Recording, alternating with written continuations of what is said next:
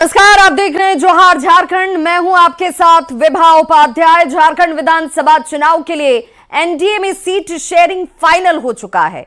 रांची में इसकी आज घोषणा कर दी गई और इसके मुताबिक बीजेपी 68, आजसू 10, जेडीयू 2 और एलजेपी आरवी 1 सीट पर चुनाव लड़ेगी। हम लोग बीजेपी और ये तीनों पार्टी मिलकर लड़ना चाहूंगा।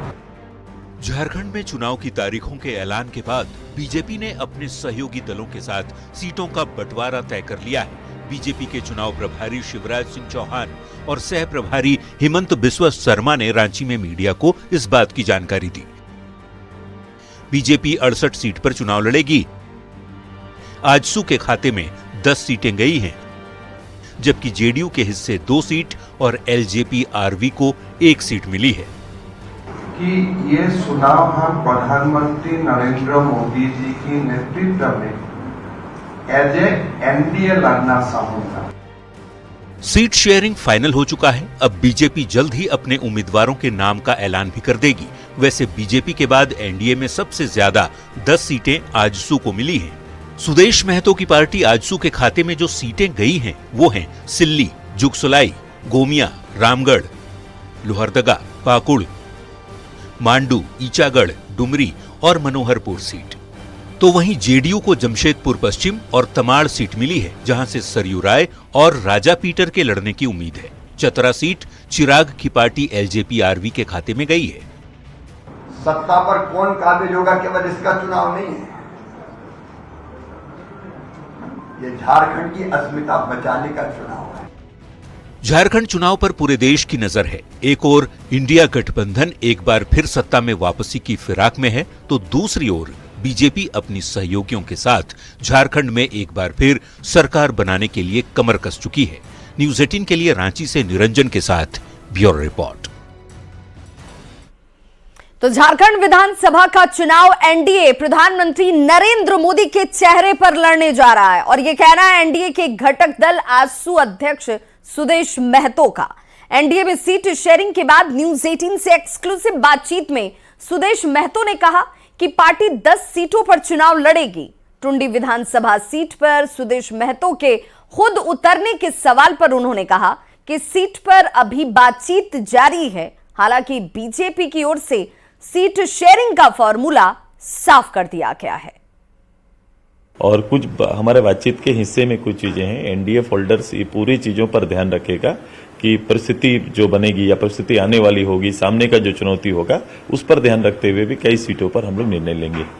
एक टुंडी सीट की बड़ी चर्चा में थे कि आज तो टुंडी सीट भी चाहती है और ये चर्चा थी कि सुदेश महतो यानी आप जो हैं सिल्ली के साथ टुंडी भी लड़ना चाहते हैं।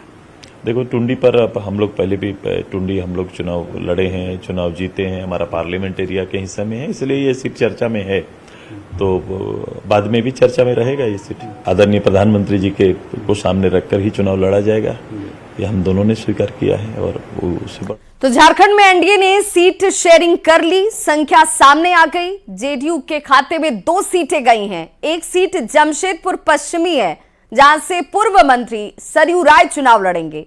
यानी कह सकते हैं कि वाया जेडीयू ही सही, सरयू राय एक बार फिर से बीजेपी के करीब आ गए हैं। जेडीयू के खाते में दूसरी सीट जो गई है वो है तमाड़ की, जिसकी खूब चर्चा भी है। सीटों के बंटवारे के बाद सरयू राय ने गठबंधन के सभी दलों को धन्यवाद दिया। सरयू राय जमशेदपुर पश्चिमी से बन्ना गुप्ता के खिलाफ ताल ठोकेंगे।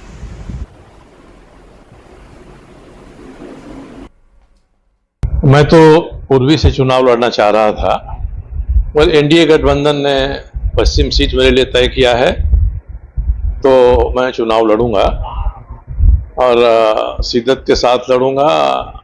और जितने भी भारतीय जनता पार्टी के आजसू के लोजपा के कार्यकर्ता हैं, वे जनता दल यू के साथ मिलकर राष्ट्रीय गठबंधन के उम्मीदवार के नाते मेरा समर्थन करेंगे। और मेरा लक्ष्य है कि हम लोग कम से कम 50,000 वोट से जमशेदपुर पश्चिम का चुनाव जीते। तो एनडीए में सीटों का बंटवारा हो चुका है और ऐसे में अब सबकी निगाहें उम्मीदवारों के ऐलान पर जाकर टिक गई हैं, जिसे लेकर झारखंड बीजेपी के अध्यक्ष बाबूलाल मरांडी ने अब उनके अधिकार क्षेत्र से इसे बाहर बताया। कहा कि दिल्ली से बीजेपी की केंद्रीय चुनाव समिति ही उम्मीदवारों के नाम को जारी करेगी। लिस्ट कब तक जारी हो जाएगी सर? अब ये मेरे अधिकार क्षेत्र से बाहर है। केंद्रीय चुनाव समिति तय करती है। अब केंद्रीय समिति को पता है कब जारी करना है। जब जारी करेगी तो विधिवत रूप से आप सब लोगों को भेज दिया जाएगा प्रेस को लिए। दिल्ली से भेज दिया जाएगा, यहाँ तो जारी भी नहीं होता है, केंद्र से ही जारी होता है, आप लोग जानते ही हो। तो इधर एनडीए में सीटों का फॉर्मूला फाइनल होने पर जेएमएम ने इसे लेकर तंज कसा। पार्टी के केंद्रीय महासचिव सुप्रियो भट्टाचार्य ने आजसू को 10 सीटें मिलने पर पलटवार किया है और कहा कि 10 सीट पर लड़कर ये कौन सी सरकार बना लेंगे। सुप्रियो भट्टाचार्य ने इसके आगे कहा कि ये नापाक गठबंधन है और अब ये सब आपस में ही लड़ जाएंगे। नापाक गठजोड़ जो हुआ है, जो लूट के लिए हुआ है, ये टिकने वाला नहीं। आप देखिएगा कि खाली सीट का अनाउंसमेंट हो जाने दीजिए, उनकी सूची आ जाने दीजिए भाजपा की और आजसू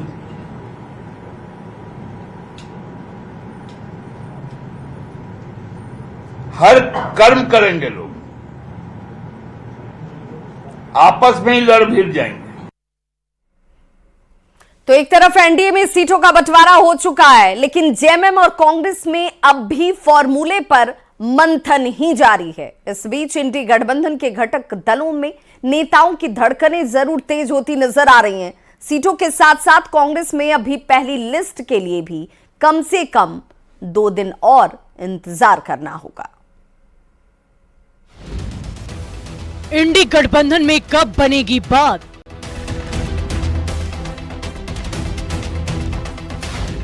अब भी फंसा है फॉर्मूले पर पेंच। कांग्रेस में लिस्ट के लिए अभी और इंतजार।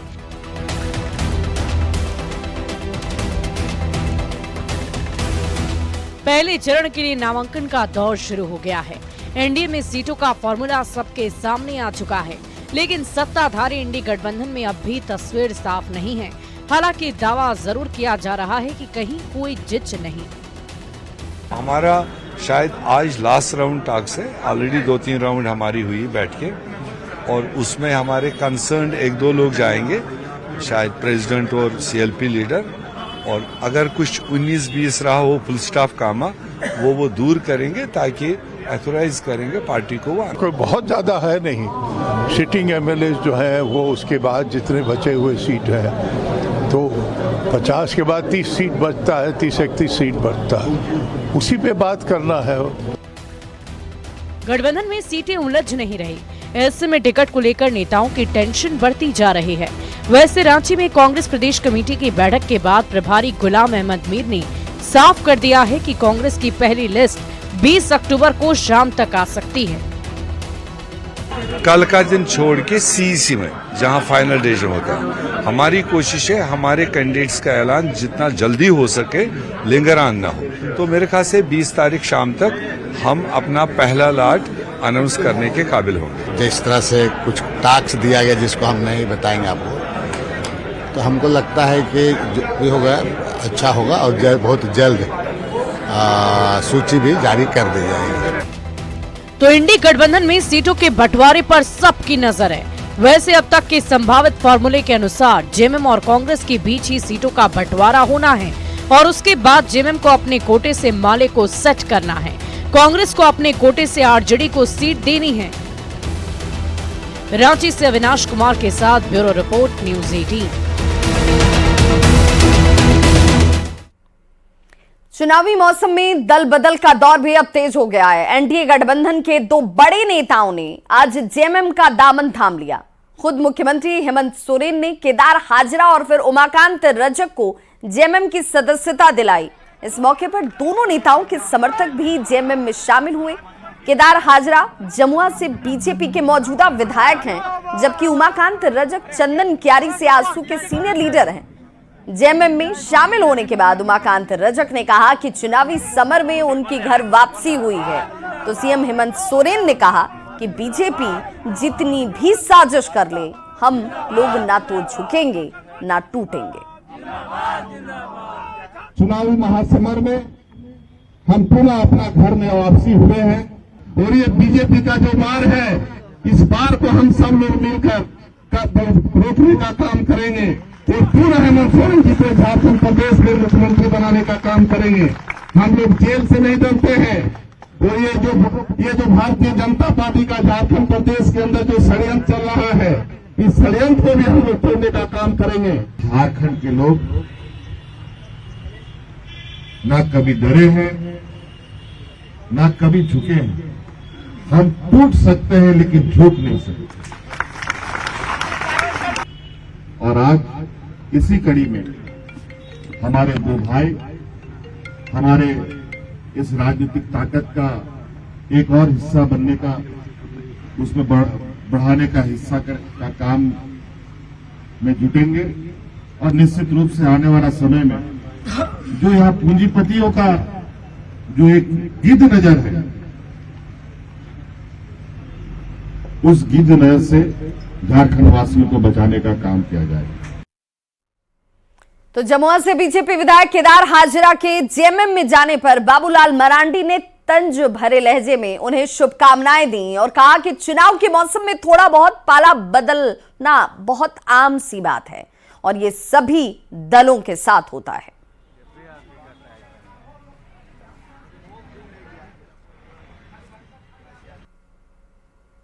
हमारी शुभकामनाएं है केदार हाजरा जी को। नहीं, ऐसा क्यों हो रहा है सर? मतलब आप जोड़ रहे थे, यहाँ टूटने लगे लोग। अरे कुछ कुछ होते रहता है यार, बसंत की ऋतु आता है ना, चुनाव मैदान में जा रहे हैं, संदेश क्या जाएगा? एक पत्ते गिरते हैं, नए पत्ते आते हैं, तो ये सब चलते रहता है। ये तो प्रकृति का नियम है, शाश्वत नियम।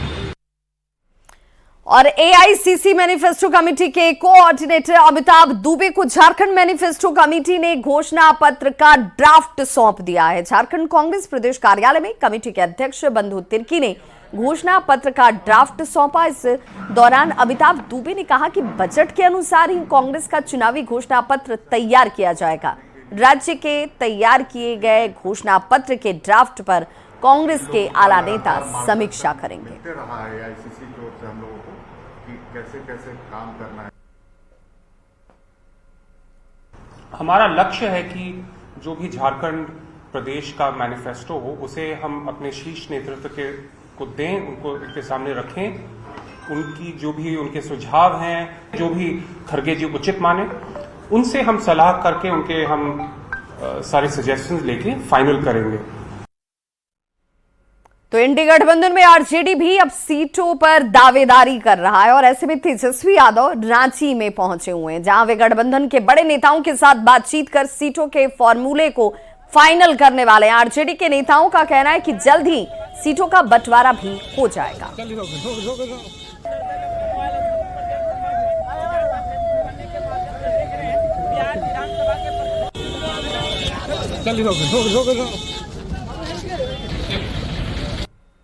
हमारी पार्टी का भी यहाँ पर ये जनाधार है, तो उसी हिसाब से इंडिया गठबंधन में जो वार्ताएं होनी हैं उनके आने के बाद वार्ता होगी और सीट पर अंतिम मुहर लगेगा। आदरणीय लालू जी स्वयं जो है निगाह रखे हुए देख रहे हैं और सभी जो है सब सम्मानजनक समझौता हो जाएगा। बुला करके जब वक्त आएगा तो आप लोगों का सम्मान करते हुए बता दिया जाएगा। तो तेजस्वी यादव के साथ साथ आरजेडी के सांसद मनोज झा भी रांची में ही मौजूद हैं और उन्होंने गठबंधन में आरजेडी की सीट की संख्या के सवाल पर कहा कि ये कोई खेल नहीं है और आंकड़े में मत उलझिए, हम लोगों का गठबंधन बहुत मजबूत है। आप लोग सीट की डिमांड करें, कार्यकर्ताओं ने पहले कहा 22 फिर 12, अब मसला 5 से 8 पर फंसा। आप लोग अंक में मत जाइए, अंक महत्वपूर्ण नहीं है, ताकत का इजहार महत्वपूर्ण है और वो ताकत पूरे महागठबंधन में हमारी भागीदारी से बढ़ेगा। अंकों को लेकर के कयास मैं समझता हूं ये मीडिया का बहुत प्यारा खेल है, हम इस खेल में नहीं उलझना चाहते। मुख्यमंत्री हेमंत सोरेन के दिए गए बयान पर बीजेपी ने पलटवार किया है। हेमंत सोरेन ने कहा कि इस बार सभी 81 विधानसभा सीट पर बीजेपी को डिब्बे में बंद कर देंगे। इस पर बीजेपी के प्रवक्ता प्रदीप सिन्हा ने जेएमएम पर हमला करते हुए कहा कि हेमंत सोरेन पिछले 5 साल में जनता को सिर्फ गुमराह ही कर रहे हैं। पूरे झारखंड में त्राहिमाम मचा हुआ है। जनता उन्हें आने वाले चुनाव में सबक सिखाएगी। आदत सी पड़ गई है तो कोई बुराई नहीं है। मुंगेरी लाल के हसीन सपने कभी धरातल पर नहीं उतरते। और जहां तक भारतीय जनता पार्टी की बात है, भारतीय जनता पार्टी पूरी शक्ति के साथ इस सरकार के खिलाफ न सिर्फ प्रचार करेगी बल्कि जनता के बीच जाएगी। और हमें पूरा विश्वास है कि इस बार जनता भारतीय जनता पार्टी गठबंधन जो है एनडीए का, उसके पक्ष में मतदान करेगी। इसलिए मुख्यमंत्री लाख दावे करें, सपने देखें, लेकिन वो हकीकत से कोसों दूर है। और अब बात हजारीबाग के विनोबा भावे विश्वविद्यालय की, जो इन दिनों खूब चर्चा में बना हुआ है। चर्चा का विषय क्या है वो भी जान लीजिए। विश्वविद्यालय के पोस्ट ग्रेजुएट डिपार्टमेंट में कार्यरत 5 शिक्षकों को आदर्श आचार संहिता लगने से ठीक पहले ट्रांसफर कर दिया गया, जिसे लेकर छात्रों में नाराजगी है, आक्रोश है। मामले में छात्रों का यह कहना है कि जिन शिक्षकों का तबादला किया गया है वो लगातार विश्वविद्यालय में हो रही अनियमितता पर अपनी आवाज बुलंद कर रहे थे। मामला सामने आ रहा है टीचर्स लोग के ट्रांसफर का। तो राजभवन के द्वारा टीचर लोग का ट्रांसफ़र किया गया है। उनके आदेश से यहाँ के वाइस चांसलर जो नए हैं वो ट्रांसफ़र किए हैं। राजभवन को ये नहीं समझ में आ रहा है कि 1.5 साल से वीसी नहीं यहाँ पर नियुक्त किया गया है। स्थायी कुलपति का यहाँ कमी है। और यहाँ पे जो समझिए कि ये टीचर यहाँ पे जो अभी जिनका ट्रांसफ़र हुआ है यहाँ का स्तंभ है। और पीजी डिपार्टमेंट से इतने अच्छे टीचर्स को ट्रांसफ़र कर देना यही बहुत ही दुर्भाग्य का विषय है। 5 शिक्षकों का तबादला कर देना और यह दर्शाना कि ये गवर्नर हाउस के आदेश पर हुआ, ये कहीं से जायज़ नहीं, जिसमें से 3 हेड ऑफ द डिपार्टमेंट है। पहले तो मैं बता दूं कि हेड ऑफ द डिपार्टमेंट का टेन्योर पोस्ट होता है, 2 साल तक के लिए वो हेड ऑफ डिपार्टमेंट बनाए जाते हैं। और सिर्फ यह कह के हटा देना कि ये एसोसिएट प्रोफेसर और असिस्टेंट प्रोफेसर है, ये कहीं से जायज़ नहीं। समझ से परे लग रहा है शिक्षकों को कि आखिर स्थानांतरण के लिए विश्वविद्यालय के परिनियमों में जिन चीज़ों का वर्णन है, जिन परिनियमों के प्रावधानों का वर्णन है, उसका कहीं अनुपालन नहीं किया गया। स्थानांतरित शिक्षक इस बात से हतप्रभ हैं कि अगर उन्होंने कोई गलती की और अगर कोई दंडात्मक कार्रवाई की गई तो बिना कारण परीक्षा पूछे की गई। हजारीबाग का सबसे बड़ा विश्वविद्यालय विनोबा भावे विश्वविद्यालय कई समस्याओं को लेकर चर्चा में रहता है, लेकिन इस बार जो है एक अनोखी समस्या को लेकर जो है वो चर्चा में आ गया है। आपको हम बताते चले कि देखिए यही हजारीबाग का विनोबा भावे विश्वविद्यालय है, जहां पर पिछले 15 तारीख को जो है झारखंड में होने वाले आगामी विधानसभा चुनाव को लेकर जहाँ एक तरफ आचार संहिता जो है वो लगने वाली थी, उसी दिन जो है राजभवन के द्वारा एक चिट्ठी जारी की जाती है और यहाँ के 5 शिक्षकों को एक साथ ट्रांसफर का जो है वो निर्देश दिया जाता है। हालांकि इसको लेकर जो है इस विश्वविद्यालय के छात्रों के बीच आक्रोश का माहौल देखा जा रहा है, क्योंकि विद्यार्थी बताते हैं कि ये सभी जो लोग हैं, ये सभी जो शिक्षक है यहाँ पर हो रहे समस्या और अनियमितता को लेकर हमेशा आवाज उठाया करते थे। हालांकि इसको लेकर जब हमने यहाँ के प्रभारी कुलपति से बात की तो उन्होंने बताया कि राजपत्र के द्वारा निकाली गई चिट्ठी के अनुसार जो है उन्हें यहाँ से ट्रांसफर किया गया है, लेकिन जो तमाम बातें सामने आ रही है कि एक षड्यंत्र के तहत जो है उन्हें यहाँ से ट्रांसफर किया जा रहा है, यहाँ से गलत सूचना जो है राजभवन को दी गई थी। इस पर क्या कुछ सच्चाई है आगे जांच के बाद ही पता चल सकता है। सुशांत सोनी, न्यूज़ 18 हजारीबाग।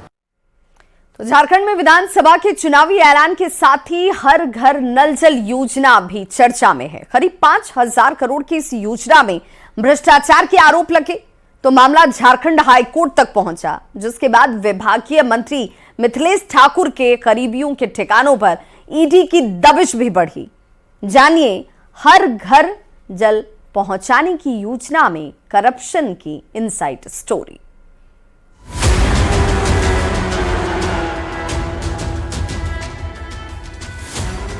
झारखंड में विधानसभा चुनाव की शोर के बीच राज्य में इन दिनों एक शोर है और ये शोर है हर घर नल जल योजना में भ्रष्टाचार की, जिसके केंद्र में सीधे सीधे पीएचईडी मंत्री मिथिलेश ठाकुर और उनके कई करीबी रिश्तेदार हैं। इस मामले में याचिकाकर्ता की ओर से झारखंड हाईकोर्ट में कई अहम दस्तावेज सौंपे गए हैं, जिनमें पीएचईडी मंत्री और उनके करीबियों की अकूत संपत्ति के स्रोत पर सवाल उठाए गए हैं।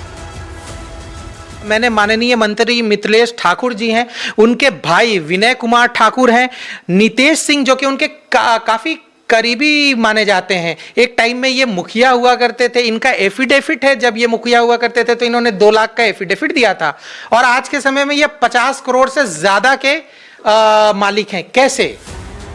हर घर नल जल योजना में केंद्र की 60% और राज्य की 40% राशि लगती है, और इस योजना में घोटाले की पहली प्राथमिकी पीएचडी की ओर से ही साल 2023 में दर्ज कराई गई थी, जिसमें बिना काम कराए ही 21 करोड़ की निकासी की बात सामने आई थी, जिसके बाद जांच का दायरा बढ़ता गया और पिछले दिनों मिथिलेश ठाकुर के आवास सहित उनके भाई और करीबियों के ठिकानों पर ईडी की रेड डाली गई थी।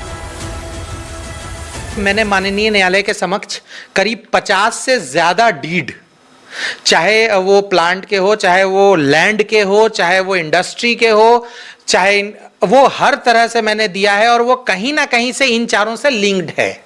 मुझे पूर्ण विश्वास है कि ये तो सिर्फ चेहरे हैं, जांच होगी तो कई और लोगों के गिरबान और बड़े लोगों के गिरबान तक जरूर पहुंचेगा। ये देख रहे हैं कि हर घर जल नल योजना, यानी इस योजना का मकसद था कि हर घर की प्यास बुझाई जाए, लेकिन वास्तव में प्यास किसकी बुझ रही है? क्या प्यास पानी से बुझ रही है या फिर पैसों से?